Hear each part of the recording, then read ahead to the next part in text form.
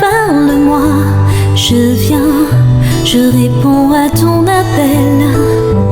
Enseigne-moi tes voies, prends tout en moi et consume ma vie.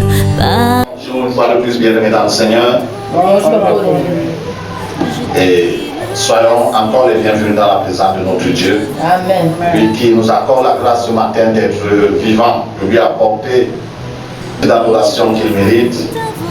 Et comme Dieu est fidèle, alléluia, à lui-même, fidèle à ses principes, il n'a jamais été redevable et il ne le sera jamais.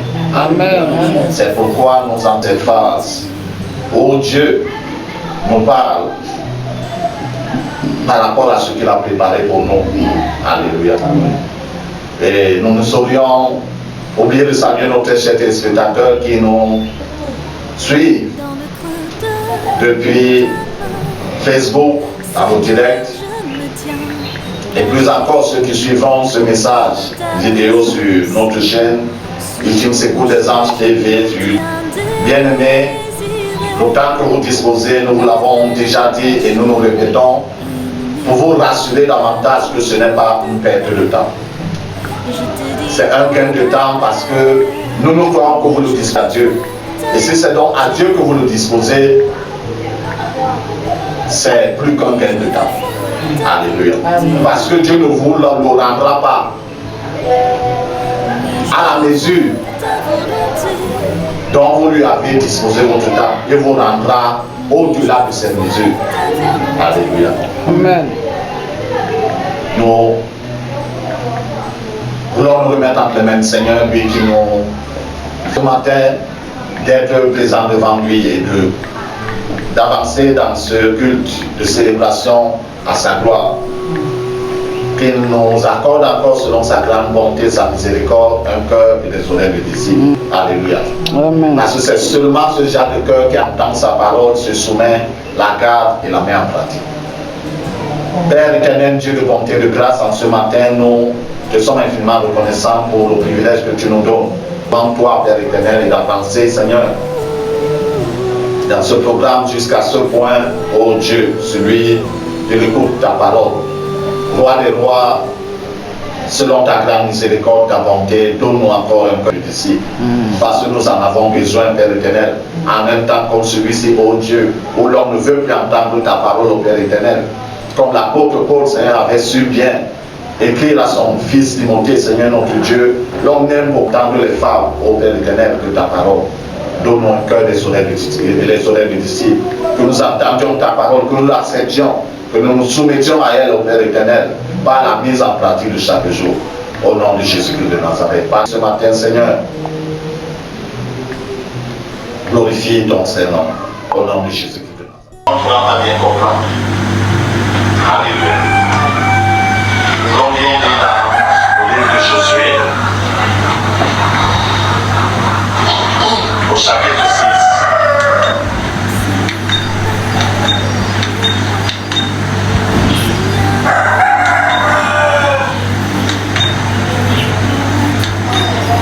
Verset 10 au verset 13.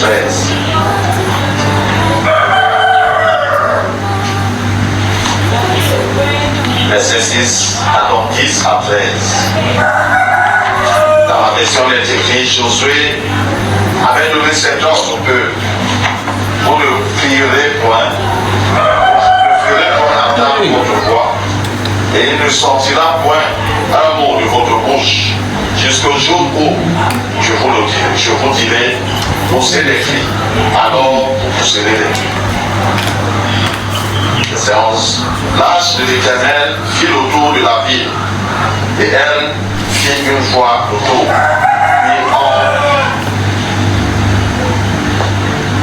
Puis on rentra dans le camp, et l'homme mit face à la rue. Josué se leva de bon matin, et les sacrificateurs portaient l'âge de l'Éternel. Verset 13.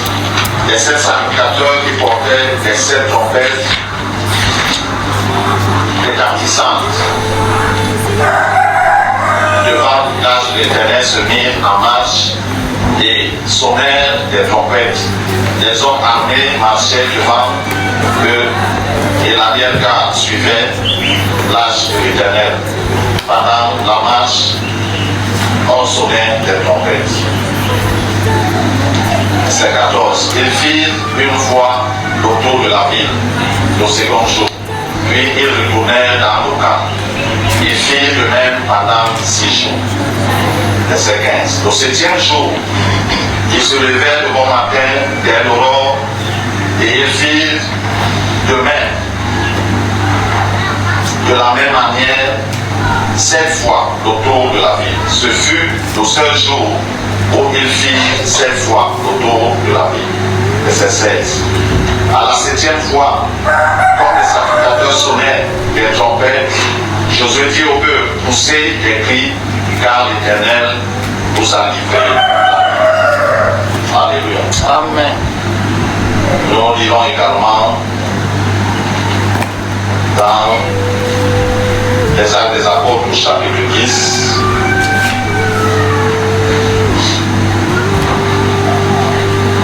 Verset 34, verset 35.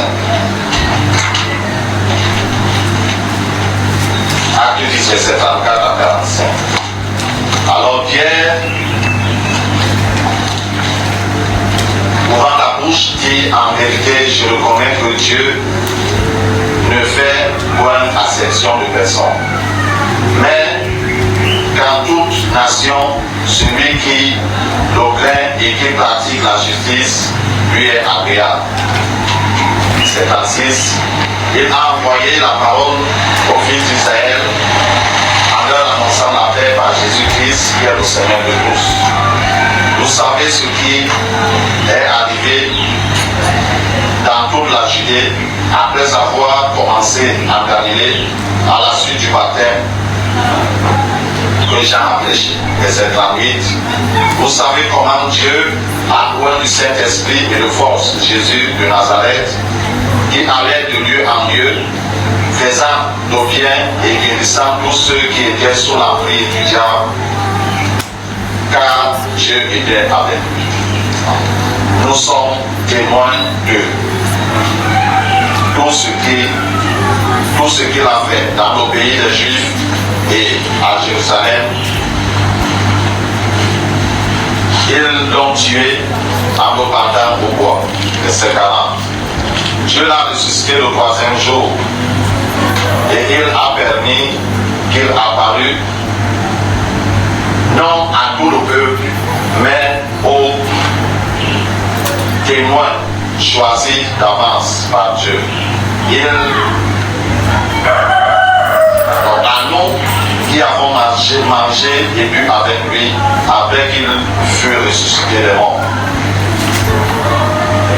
Et Jésus nous a ordonné de prêcher au peuple et d'attester que c'est lui qui a été établi par Dieu, juge des vivants et des morts. Verset 43. Tous les prophètes rendent de lui le témoignage que quiconque croit à lui reçoit par son nom le pardon des péchés. Verset 44. Comme Pierre annonçait encore ces mots, prononçait encore ces mots, le Saint-Esprit descendit sur tous ceux qui écoutaient la parole. Tous les fidèles circoncis qui étaient venus avec Pierre furent étonnés de ce que le don du Saint-Esprit était aussi répandu sur les païens. Alléluia. La volonté parfaite de Dieu. Elle est le plus souvent bizarre au soleil de ceux qui l'entendent. Parce que Dieu n'agit pas toujours selon la logique des hommes. Amen. Il est incontournable. Alléluia. Amen. Il est incompréhensible. Même s'il a donné une logique, ça ne veut pas pour autant dire qu'à chaque moment où il veut agir, il va agir ainsi. Et la volonté de Dieu est amère à tout homme, jamais. Ce n'est que l'homme spirituel. Quand je veux dire, je parle de l'homme spirituel, je parle de celui-là qui a déjà accepté le monde. Alléluia. Jésus-Christ vivre sa vie au travers de son corps. Parce qu'il n'y a que le Seigneur Jésus-Christ qui a accompli toute la volonté parfaite de Dieu. Et il pouvait dire qu'il n'y a le prince de ce monde vient et il n'y a rien entre lui et moi. Alléluia. Amen. Moïse a servi Dieu avec excellence. Mais à un niveau, il a fait l'erreur. Tout Satan était bien positionné pour réclamer son corps. Et celui du Seigneur Jésus-Christ l'a réclamé. Non. Même quand on dit que non, on a fermé le trou, on a cimenté. Il est resté dans le monde. Non. Alléluia. Amen. Josué à la suite de Moïse est établi par Dieu pour amener le peuple d'Israël dans la terre promise. Et en tant que général dans l'armée, il sait que toutes les nations qu'ils ont conquises, c'était par l'épée. Alléluia. Amen. Maintenant, Dieu veut changer la méthode. Il a fallu qu'il puisse faire comprendre à Josué qu'en effet, je change la méthode pour cette fois-ci. Parce que la ville de Jéricho était comment fermée, barricadée, personne ne sortait, personne n'entrait. Pour qu'il puisse entrer dans la ville, il fallait une autre méthode. Alléluia. Parce que les murailles de Jéricho étaient gigantesques, très hautes. C'était pas juste, c'était une ville qui était partie comme dans un creux de rocher. Eux, ils sont à l'intérieur, ils ont mis la porte. Donc, il faut grimper jusqu'au-dessus là-bas pour pouvoir les examiner.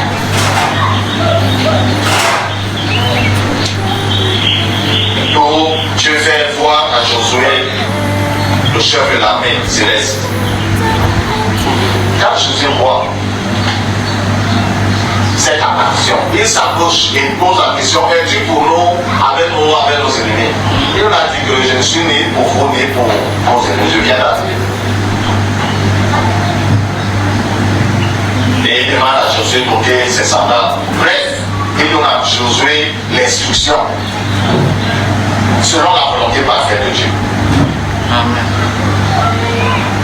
Qu'en effet, cette bataille-là, ou alors cette victoire-là ne sera pas acquise par l'épée, ni la lance, ni la flèche, ni le javelot. Faites seulement le tour de la ville une fois tous les 6 jours. Et le 7e jour, faites le tour de la ville 7 fois. Lorsque vous aurez fait le tour de la ville 7 fois, pendant les 6 jours, ce n'est que les trompettes, pas de cris, pas d'acclamation, rien.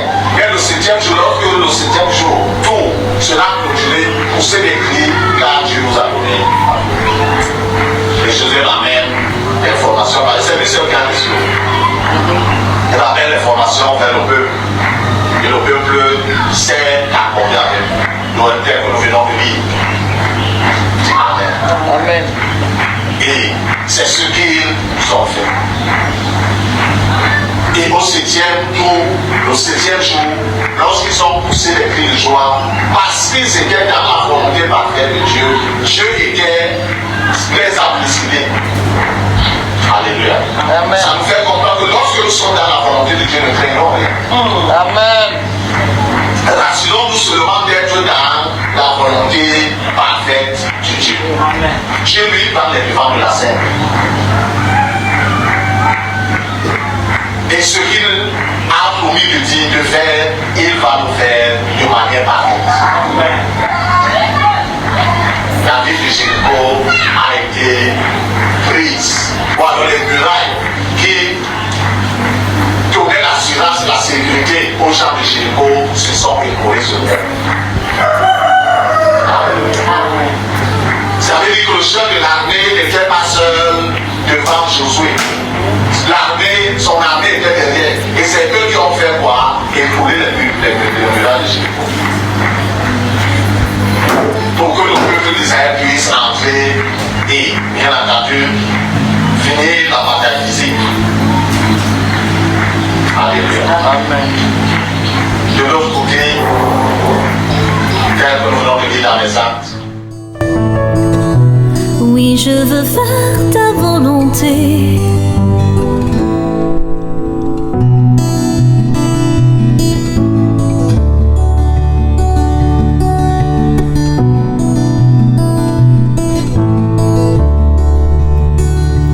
Dans le creux de ta main, Seigneur, je me tiens caché au cœur de ta présence.